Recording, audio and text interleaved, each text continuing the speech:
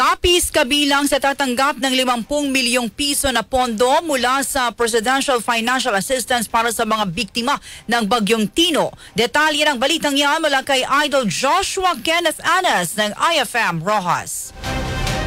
RMN Live Report. Kabilang ang lalawigan ng Capiz sa mga lugar na tatanggap ng 50 million pesos na pondong tulong pinansyal mula sa gobyerno bilang bahagi ng suporta sa mga biktima ng Bagyong Tino. Ayon sa Office of the Press Secretary, 16 na lalawigan at rehiyon ang nakatakdang makatanggap ng pondong ito bilang bahagi ng post-disaster recovery at relief operations. Ayon kay Undersecretary Attorney Claire Castro, tagapagsalita ng Malacanang, ang pondong ito ay bahagi ng kabuuang 760 million pesos na nakalaan para sa cash assistance ng Office of the President na batid na sa rehiyon 6 aabot sa 245,595 na pamilya o 801,215 na individual ang naapektuhan ng Bagyong Tino, kung saan ang lalawigan ng Capiz ang pinakaapektadong lugar. Patuloy ang pagtutulungan ng pamahalaan at mga lokal na ahensya upang masiguro ang agarang pagtugon at suporta sa mga kababayan nating naapektuhan ng kalamidad. Kasama mo sa RMN, DYVR at IFM Rojas, Idol Joshua Kenneth Anas, Tatak